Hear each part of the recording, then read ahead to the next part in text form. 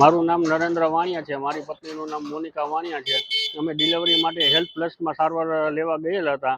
ત્યાં સિઝેરિયન કરેલ હતું એ લોકોએ, અને સાંજકના સિઝેરિયન કર્યા પછી તેને 2-3 કલાક પછી એ લોકોએ અમને એમ કહી દીધું કે અમારાથી ભૂલ થઈ ગઈ છે, એટલે તમે બીજા હોસ્પિટલ રિફર કરી દઈ છીએ, જેથી તેને સારી સારવાર મળી શકે.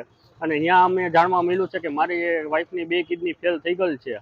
હવે અમારા બાળકનું મારું શું, મારા પરિવારનું શું, હવે મારા પત્ની ગઈ, મારા બાળકની માં ગઈ, હવે એનું શું?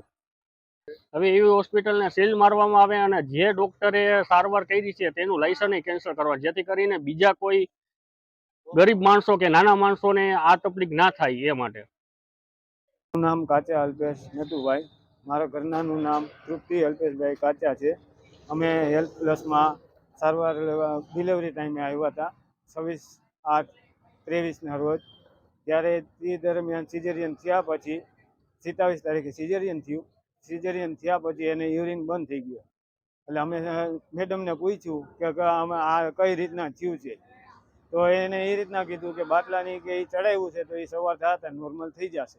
અમે સવાર લગન રાહ જોઈ તો નોર્મલ ન થયું. તેમ તબિયત વધારે બગડતી ગઈ એટલે પછી એને રિપોર્ટ કર્યા એટલે એમાં આવ્યું કે કિડની આની ફેલ થઈ ગઈ છે, ડેમેજ થઈ ગઈ છે. તે પછી અમને કીધું કે તમે કે સારવાર માટે તમે બીજા હોસ્પિટલમાં વયા જાઓ.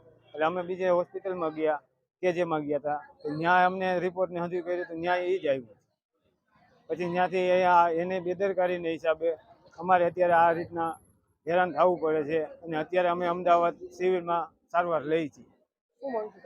અમારી માંગ એ જ છે કે આવી રીતના કોઈને ન થાય ને અમારું થોડુંક ઓલું કરે એમ.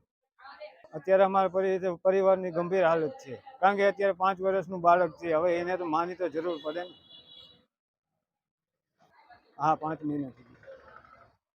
26 તારીખે ઝીંઝરી ગામ, મારું ભરતભાઈ બાલસ મારું નામ છે, અને મારા ઘરના નામ હર્ષિતાબેન છે. એને ડિલિવરીમાં લઈ આવ્યા હતા અમે જુનાગઢ, હેસફેરમાં જુનાગઢ. ત્યાં ડિલિવરી 3:15 થઈ છે.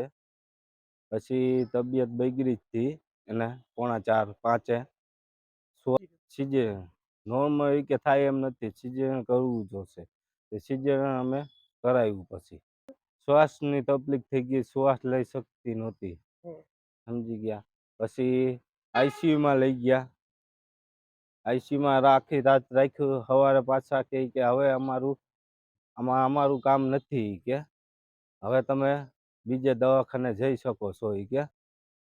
ને હવે અમારે બનતી કોશિશ કરી, પણ આમાં અમારે કીધે થયું નહીં. પછી અમે સરકારીમાં ગયા હતા, જુનાગઢ સરકારી દવાખાનામાં. અહીંયા ડૉક્ટર હતા નહીં, એટલે પછી એને રાજકોટ રિફર કરી દીધા એ સરકારી દવાખાને સીધા, સમજી ગયા. અહીંયા 14 દી સારવાર લીધી. કિડનીનો પ્રોબ્લેમ બતાવ્યો હતો. અહીંયા કિડનીમાં બ્લેડ આવતું હતું, પેશાબ નહોતો આવતો હાવ. પેશાબની તકલીફ પહેલેથી જ હતી. ડિલિવરી કરી ત્યાંથી પેશાબ ઉતરો જ નહીં સેટ સુધી. એને એમ કીધું કે આ ડિલિવરી જુનાગઢમાં થઈ શકે નહીં, પણ કેમ કરી એ અમને ખબર નથી. સરકારી ડૉક્ટરો એમ કીધું રાજકોટ. એને તો બહુ સારી કરી રાજકોટ વાળા. હા, ટોક્સિનની હિસાબે બાટલામાં એટલે કિડની ખરાબ થઈ ગઈ. ડૉક્ટરનું કહેવાનું એવું છે. હવે તો આમાં શું થવું જોઈએ? જો અમારે તો થયું, પણ બીજા કોઈને ન થવું જોઈએ આવું.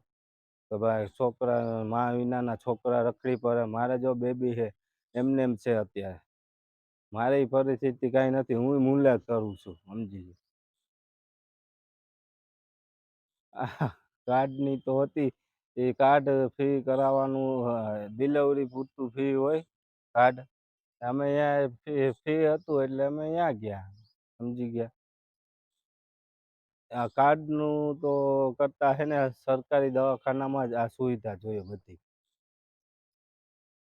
એને તાળા મારી દેવાય હવે હોસ્પિટલમાં. તો જો બીજા કોઈને આવું થવું ના જોઈએ ભાઈ. આપણું તો જે થઈ ગયું તો થઈ ગયું. 3-4 બીજા છે. એને શું તકલીફ? એને આ જ રીતે